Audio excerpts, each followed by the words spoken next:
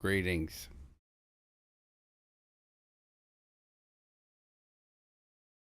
I'm 4 weeks late. Mm. 4 weeks ago, Sophia asked or suggested that talk about a nervous system, calming the nervous system. And this is an interesting day for me to do it because, uh, I'm dealing with my own triggers today. So, but that doesn't disqualify me from doing this. I've been busy, Mike.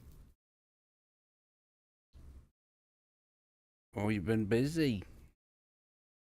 Yeah. So I'm not perfectly regulated. That doesn't disqualify me from doing this. Just being honest here. I may not be opening up all of the wounds. We don't have to. Um, but I can talk about signal and noise and triggers and the whole idea of calming the nervous system. Um, Nervous system doesn't forget. I'm using an analogy. Surprise, it's a music analogy. When you're in a recording studio and you're about to lay some track, there's always an underlying amount of noise called the noise floor. And the higher the noise floor, the more noise exists in the recording. So if you were to take out all of the instrumentation and all of the recording that you've done, you're left with the noise floor. And so what I'm analogizing here is that exists in your nervous system as well. You have a noise floor. It could be a 60 cycle hum from the structure that you're in, like when you plug in a TV or a radio or something in a garage and you hear like constantly. Um, that could be old noise. So, uh, it is you interpret it as a signal. You can interpret that as a signal, but it may not be a signal. It may just be noise. Um, One of the things that stuck out the most about her idea, Sophia's idea, was what if it already happened and you're in the midst of the trigger or you've got cortisol flowing, you're triggered, it's already too late, it's taken over. You got to ride the wave at that point. But if you catch it early enough, you have plan A and plan B. If you can catch it early enough, there may be a way to uh, avoid some of that excruciating trigger material. But if you don't, you can still safely navigate it and ride that wave just with the knowledge that you know that it's happening, like you're aware. An example for me would be I get tapped on the shoulder by my wife and it triggers a whole cortisol thing. And I'm like, okay, well, this is happening now. It's not gonna. I can't rewind and make the cortisol and adenosine and norepinephrine and adrenaline go away, but I can, and I'm familiar enough with it to, ride the wave. And there are some things that I do and that the VA here in the United States recommends for veterans with PTSD to implement, to use coping skills to make that experience less, I don't know, unnerving, stressful, reduce the anxiety. So I'm not really attacking this subject from a perfectly calm and floating above the subject matter. I'm coming from the mechanics of it because I am actually currently dealing with it. So the last time 4 weeks ago we talked about resilience and hello everybody that is here. I just jumped right in. Um, we talked about resilience and what install like what it installed, what the events in your life installed in you, what software are you running, and what do you and now what do you do when that old programming or installs background processes start lighting up. I'm not a therapist. I'm not giving you any treatment. I'm just giving you my lived experience and language from therapy. And then I work in IT, so systems language is something that I use regularly. Um, if you have a lot of resilience that you can't regulate, you can be an over functioning person. So what's a trigger? It's something that essentially activates an old program or an alarm. Uh, the signal is the useful information in that trigger. The useful information. The noise is all of the other stuff: the fear, shame, pain, exhaustion, conflict, caffeine, interfering with the signal. And regulation is getting enough control back to be able to choose uh, a response rather than just becoming the response. So a trigger isn't proof that something is wrong. It's like I said last time, it's a nervous system like notification, like on your phones, a ding, ding, ding, ding, ding. And it's an ignition signal. It starts the program. It may very well be real, but it often is not current. So those triggers are like, think of them as notifications. You can ignore notifications. I turn notifications off on a lot of my devices. So I guess training your body and your mind to look at this stuff and these triggers as notifications when they start bothering you.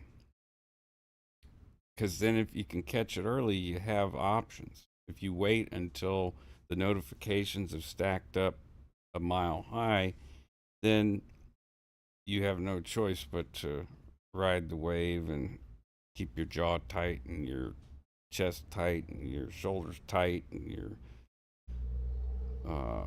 hands clenched and explain too much or wanting to send a long text message, wanting to attack somebody, God forbid, want to fix everything right now.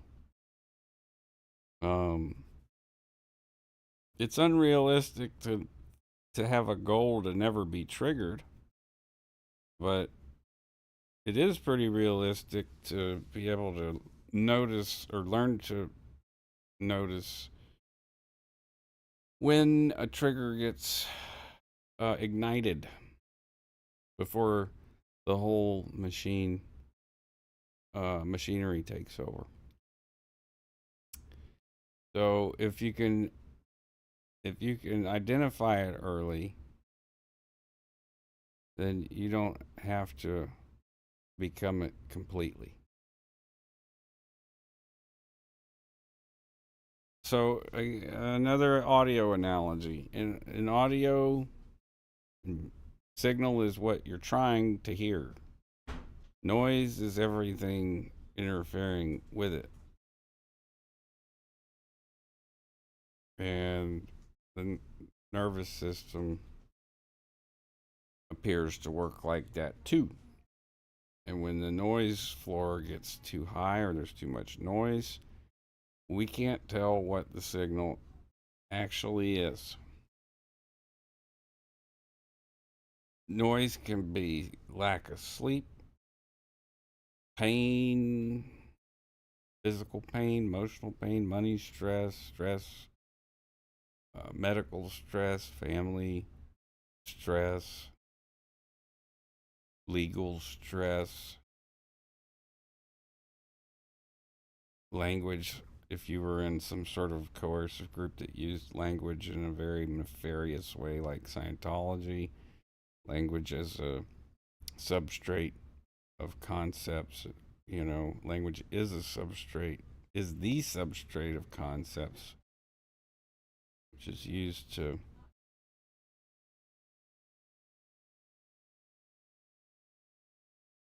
it's in the room in the closet, I think. It might be in the right corner.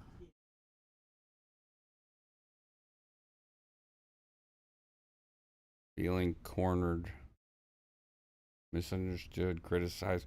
Any of those kinds of noisy internal things.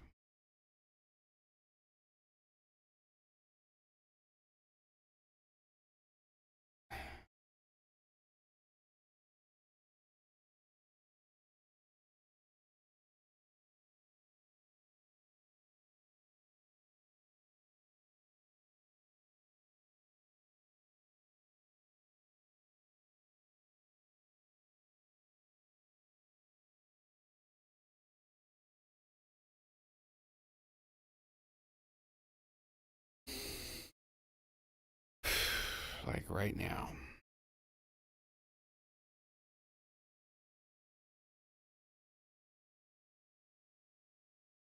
When you calm yourself down, try to calm yourself down. It's not pretending nothing's wrong.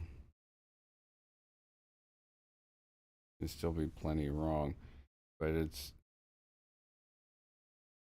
lowering the noise enough to hear what's happening.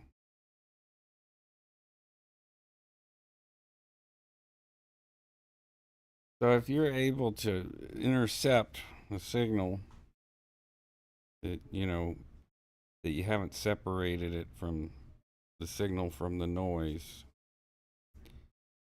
you can do simple things like, uh, Sophia, I hope you don't think I'm uh, softballing it in, but these are things that have worked for me. And again, it doesn't mean that those things aren't still there. It's just sort of an early intervention, preventing the full, what I call, cortisol dump, or some other people call it that too, like your whole full dump from your brain, into your body.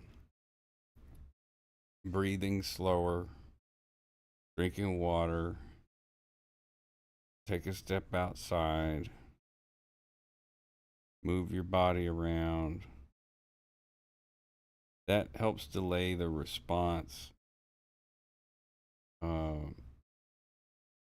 And if it feels like an old, familiar feeling, then look at it or internally ask yourself what part is the signal and what part is the noise, and then ask yourself what's happening right now.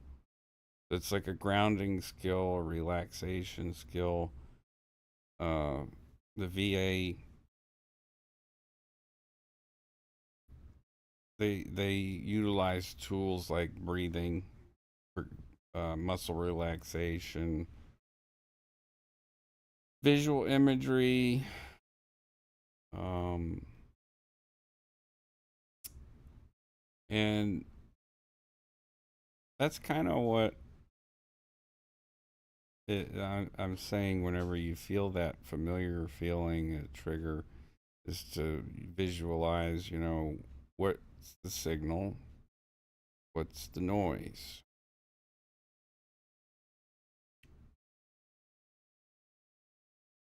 I don't like the self care term. I call it badass maintenance.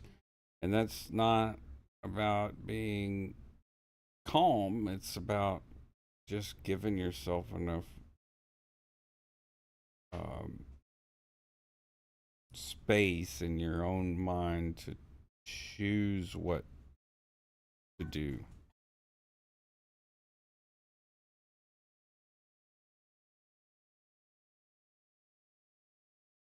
And your choice will depend on how this trigger occurred and if it's already had a full dump. Are y'all still looking for the bow?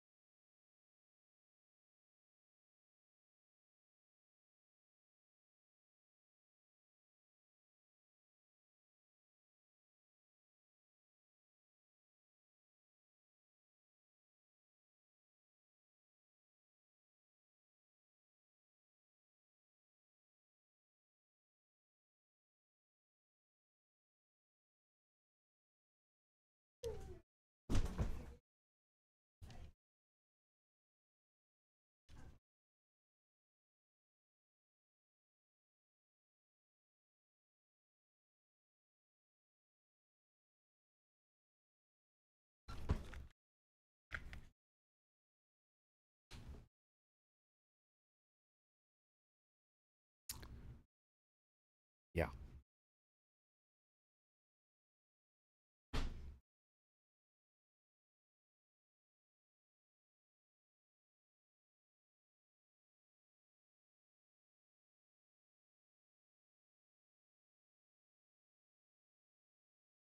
This is perfect because a live example.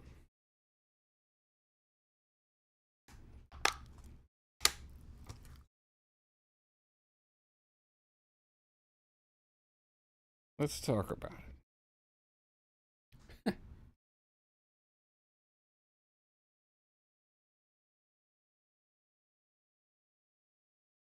I'm sitting here in the living room, which is also because I don't have anywhere else to put all this shit. The studio.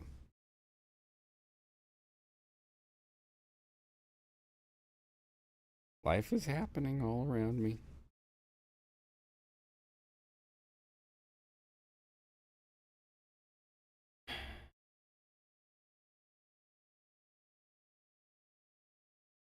When I when my brother and I recorded, we had a photographer in the studio with us. And I made sure ahead of time to let him know you are invisible. You can't make yourself, unless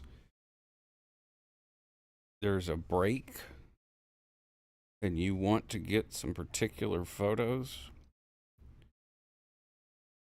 you're invisible. Be invisible. I don't want to know that you're there. And for 2 days, um, he took photos. But one time each day, he volunteered some information about the session. Input on a recording session that had been planned for at least a year and had been poured, like our attention had been poured on it for months. A lot of decisions had already been made about many of the songs and arrangements and all that. So the input for each one of those days, even though the whole day, 8-hour day, when he provided his input, it was like ringing a giant bell. Bong! And it was very distracting, even though it was just a mere suggestion. It's like, just like the old programming, it's like it doesn't belong in the present. That comment didn't belong in that moment because we're already there. He's there to take pictures, not participate in the session. And it was a trigger for me because when I am focused on something, I need others to be on the same page like that. So if you derail the creative process, it can be difficult to get it back on the track. And when you're, no pun intended, and when you are accustomed to that workflow, and you know that it can derail it completely, it's a trigger.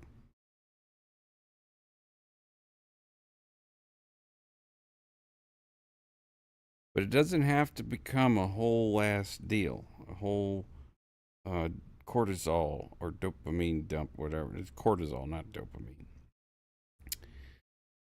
And yeah, here I am in the living room slash studio, and there's life going on around me, and I'm trying to talk about this subject. And it's difficult to not get triggered, but I just now, went and got up and interrupted everything, put a stop to it. It's probably one of the worst broadcasts I've ever done.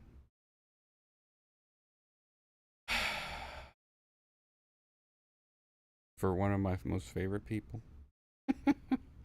Sorry. Um, but I'm not getting a whole cortisol dump.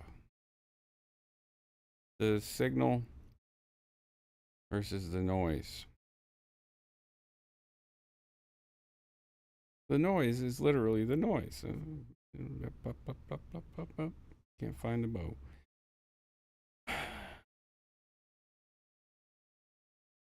The signal is. I don't like being interrupted. Okay. Does that have to go further now into the I'm angry and upset? No.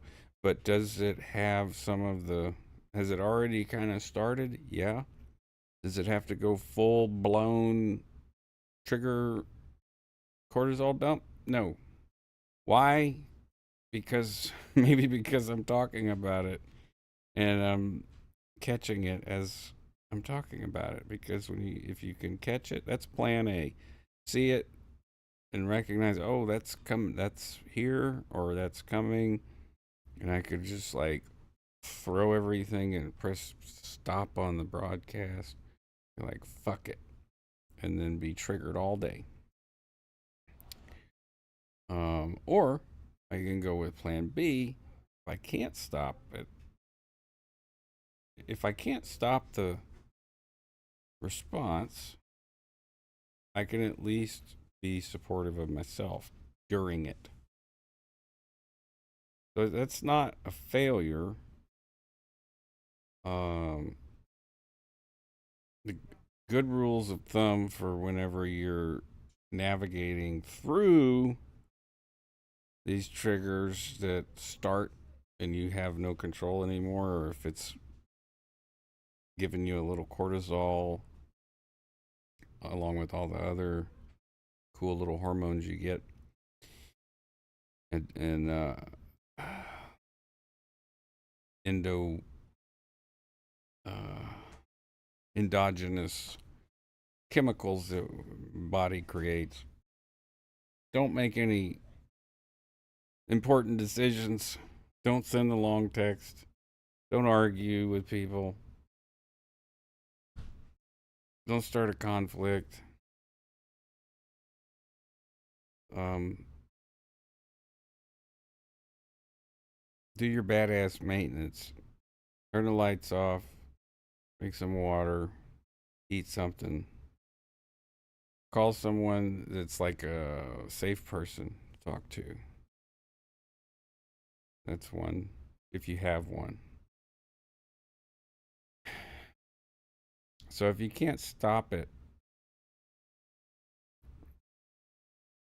you can at least steer it away from crashing onto the rocks.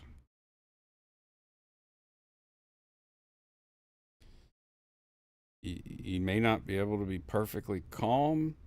That's not the goal.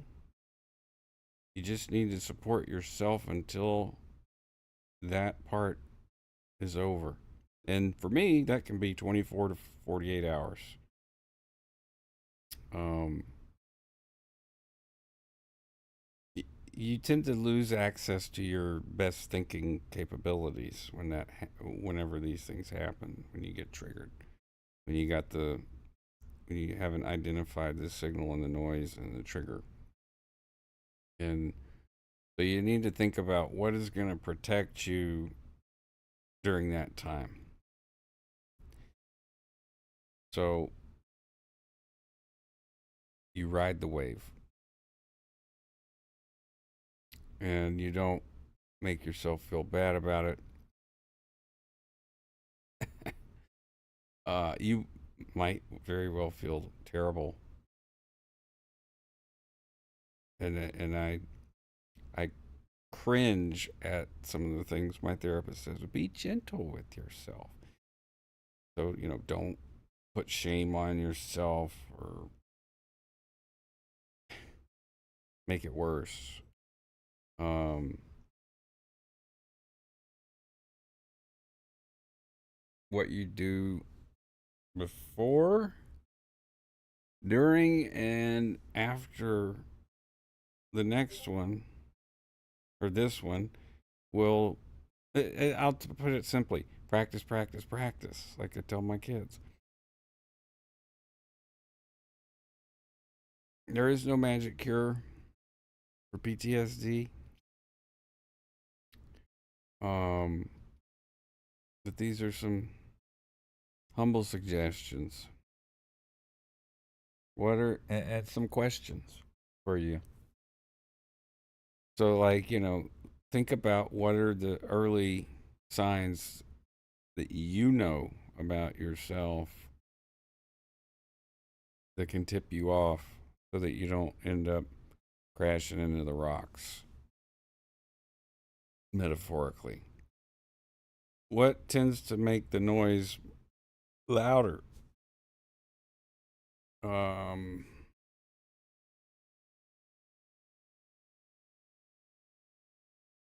what can help you catch it being the trigger before you get a full cortisol dump? And what is your safety plan for whenever you've crossed that threshold when you can't stop the response? That's an important one. Learning to ride it out in with grace. I don't have a better word. What is it that you need when you feel that way? Do you need company? Do you need being alone? Do you need silence? Do you need music? Do you need food, water, space? What it do you, did you ever think that those things when they're happening make you weaker, make you a weak person? The opposite is usually true. It's those things that make you stronger in dealing with these triggers, signal, and noise problems.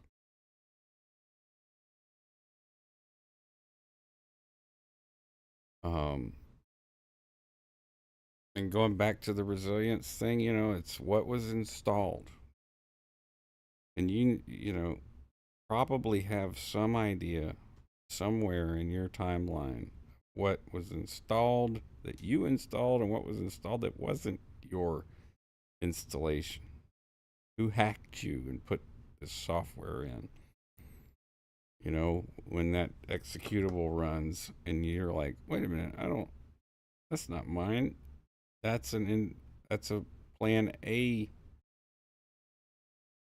deal where you can recognize it's coming and have some ability to cope before you get a whole ass dump. So your nervous system doesn't forget, but it can be prepared.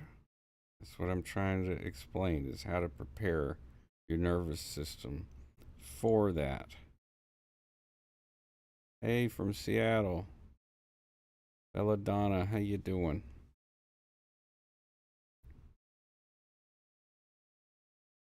So when you get, the trigger itself it's not the explosion, aka the cortisol dump. It's the ignition signal or the like if you got dynamite and you plunge, that's when it starts. And if you can start to notice, then you can go and possibly prevent the explosion of the cortisol in the 24 to 48 hours of wreck destructive chemicals. When you have them pumping through your blood all the time, it's not good. Living in survival mode, no bueno. It wears on your body, and your triggers are your notifications. So swipe the notifications, or at least pull down the notifications and look and see. Okay, that I can ignore. Old programming. Old programming.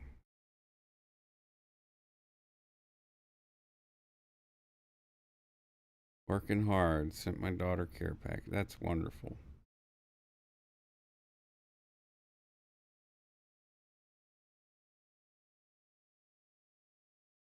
It's good to see you, Belladonna.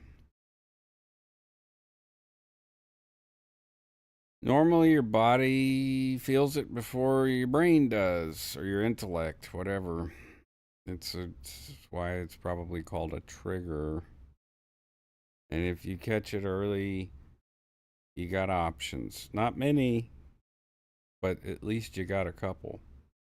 You can go if you can find that it. Oh, that's not mine.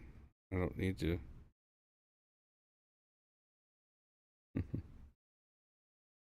Your garden, yeah, whatever it is, it's going to be different for everybody. But whatever it is to slow down that signal so you don't get that full dump, because but it's okay if you do, because you can survive that too. You've done it over and over again. The difference that I'm trying to point out is that when you get that radical acceptance, like, okay, well, I'm gonna be awake for however long, but I can allow myself to go to sleep if I just like say fuck it and let it all go and know that it's something that you can't control. What you can just stop and take whatever measures that are necessary and helpful for you. I call it badass maintenance because I don't like the term self care. So, calming the nervous system, which is what Sophia really wanted to hit on. It's not. I would say it's not pretending everything's fine, which might be what everything I've said might sound like that, like pretending everything's fine. It's more like getting enough clarity on the signal, or like I'm making the analogies of programming installed, and knowing that's not your programming, but it's running anyway in a background process, and just uh, utilizing your personal uh, coping skills. Uh, I agree, Bella. I don't like the term self care. You need to do more self care. It sounds so wussified, you know? Like you're a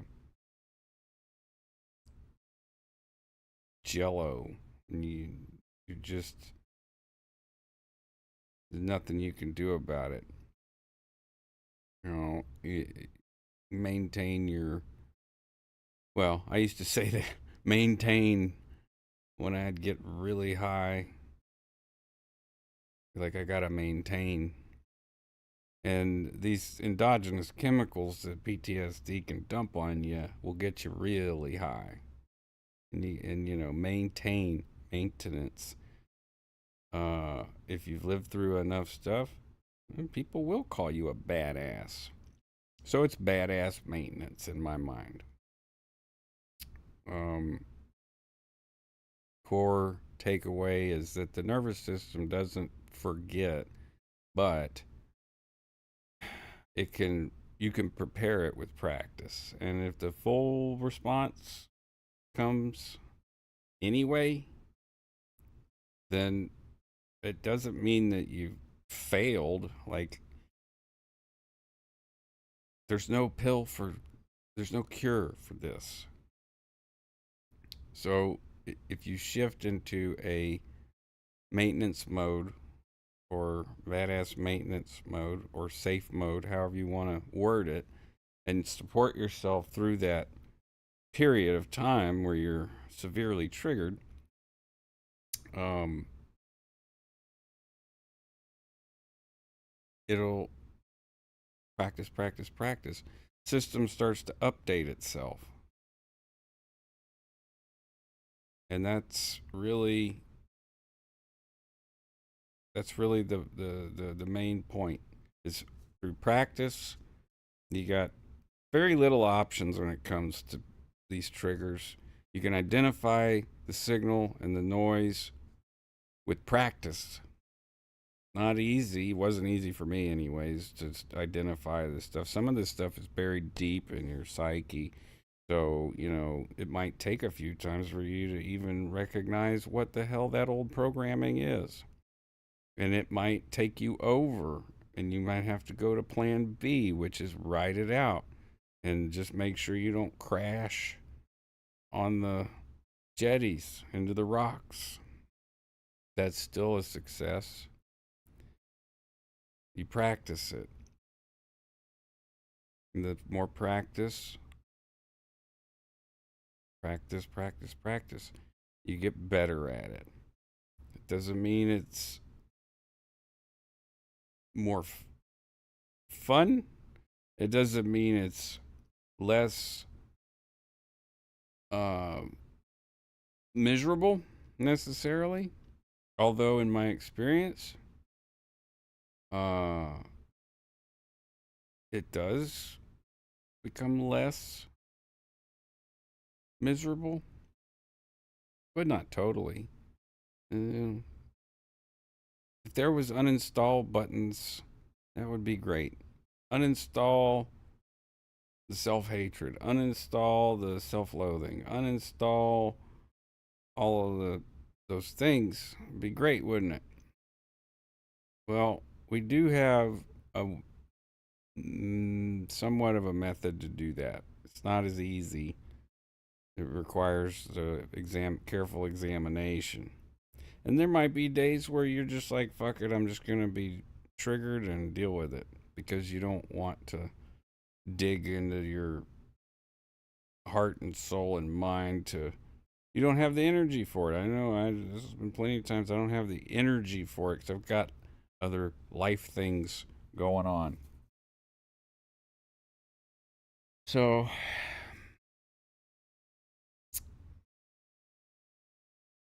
I'm sorry it took 4 weeks for me to give you such a shitty topical discussion that got interrupted. But it kind of works out because the very thing that I'm talking about occurred during the broadcast, and I'm laughing about it. So, fuck it. Every week since that last broadcast, I've been wanting to do this. I probably could have done it better the week after. It's fresh in my mind. Um, and Wednesdays are my days now to do something. Um, so far I've talked about what my channel was about, and historically, and updated y'all on what to expect in the future. Um, and then we talked about resilience it was from a suggestion. We talked about resilience in the last one a month ago, and today we talked about triggers and signal versus noise. And I'm not going to force myself to go deeper because I am, in fact, right now triggered, and it's preventing me from speaking with more confidence and better examples. So I don't want to beat a dead horse. This can just be another living example of what I was talking about occurred during the broadcast, so that's kind of funny. Hopefully I didn't blow up on anyone or make anyone feel extremely terrible, but that does happen occasionally, maybe more frequently than I want to believe. But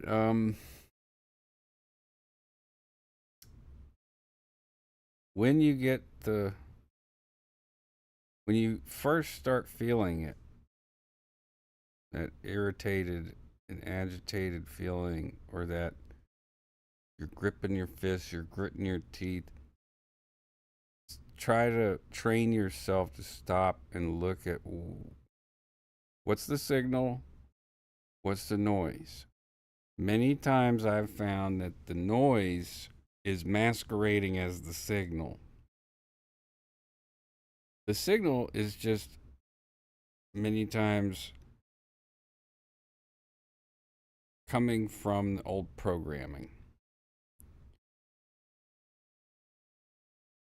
And it's mixed with the noise. So, just like the audio analogy, if you take all of the recorded instrumentation out, how loud is that noise? Is it, or is it, and what feeling do you get when you pay attention to that? And is that feeling actually valid, or is it just some bullshit? In my experience, it's most of the time bullshit. And that, if you practice it, can help. Well, it's helped me tremendously, because once I realize that's not my shit, that's not my programming, that's not me, then I realize, okay, well, now I've got, say I'm in plan B and I'm already triggered to max and I'm going to have cortisol pumping through my blood. Sadly, I'm so used to it that it's more of a normal. It has an effect on your body. It's no good, no bueno. But I've got enough experience to where I can live through it. So from that point, even if I've missed the opportunity to cut the ignition, I know that I can live through the chemicals that are pumping through my body, and I have my own badass maintenance to cope with it. And that may not be the answer that anyone wanted, and it's definitely not the totality of the subject. And I have meandered all over the place in this broadcast. Probably one of my worst broadcasts. But I did it. And 48 minutes. If I don't know, there's anything to be gleaned from this. If there is, it's shoddy at best, probably. So I don't know if I'd recommend it to anybody. But it was a personal goal of mine to get it done. I didn't want to wait more than a month to respond.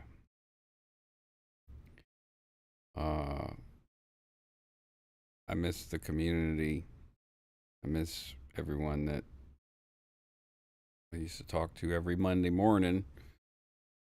And the conversations and the feedback and the sharing and all that stuff.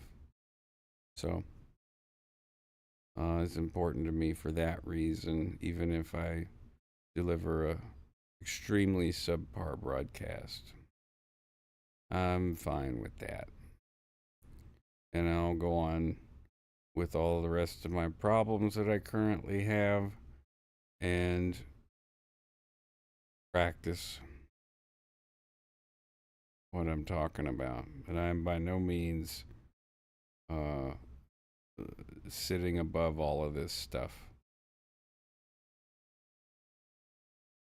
I don't want to give that impression that I've solved anything. So,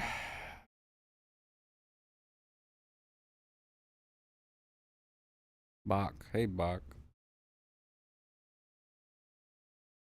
Hey, I'll take it. A good feeling. Yeah. I'm trying to figure out how I'm gonna make my next record, and I have no idea. I am I'm financially uh, zero margin. I'm garnished to the gills, and trying to deadlift. I don't even know how many projects. I've got a lot of software projects going on. I've got a book. I finished my book, and I'm waiting for the inspiration to start my third draft. It is finished though. So I have a book. It's just in the third stage of drafting. And I feel like it's pretty good. It's a short book. Basically a 5-point self-help book. Um and but the album is it is burning a hole in my head. It needs to come out, and I don't know how I'm going to get it out. That's one of the major problems of recent, and helping my boss with the business.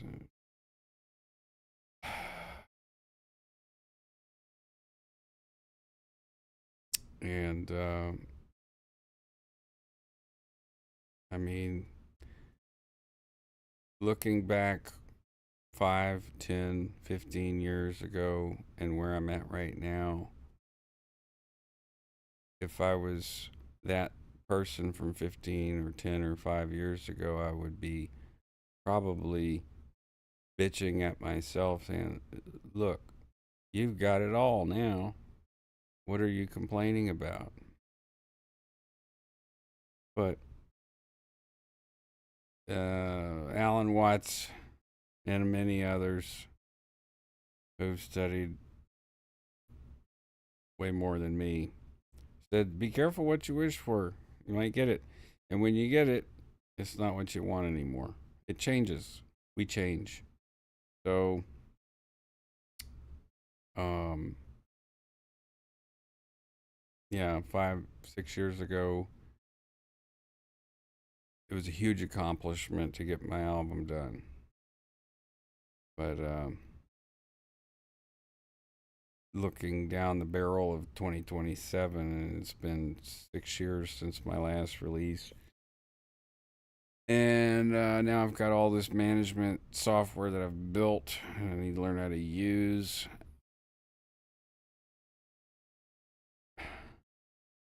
With the financial stress just crushing me, the uh, the idea of getting an album done is just knuckin' futs.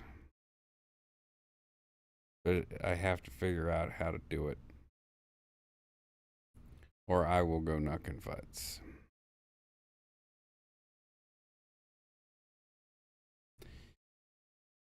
Anyone else got anything to add before we go? It's nice to see y'all.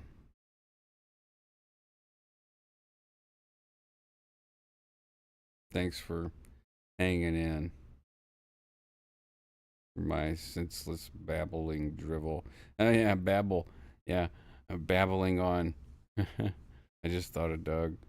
Marcus, could you stop babbling on and answer the question? I miss Doug.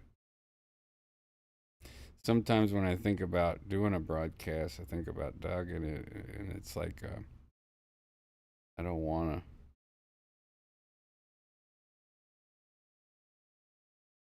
Yeah, thanks, Bach.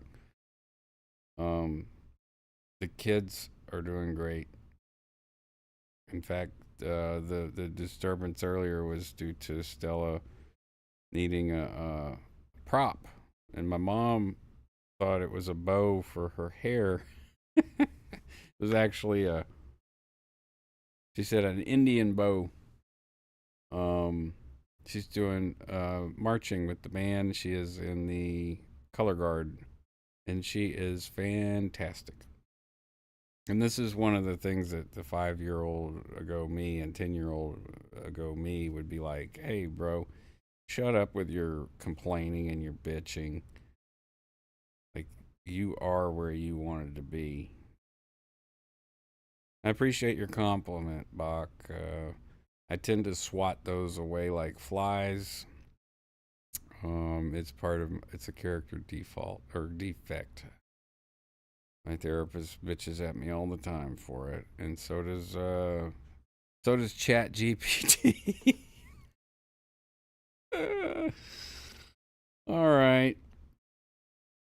Well, until next time, hopefully next week, we'll talk about. Does anyone have any suggestions of a topic for next week or for a month from now in case that happens again? I'm all ears.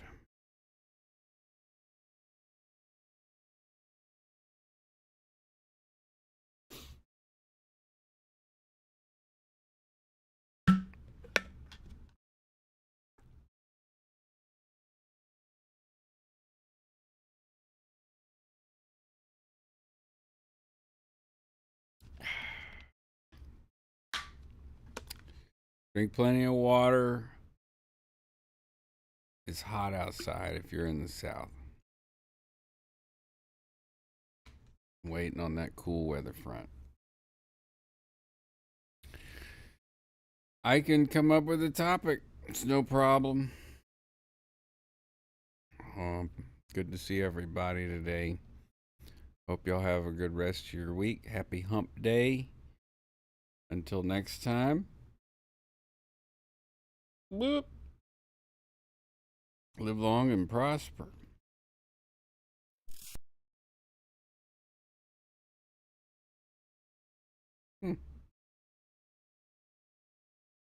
Why my intro not working? Hold on a minute. Let's try that again. Goodbye.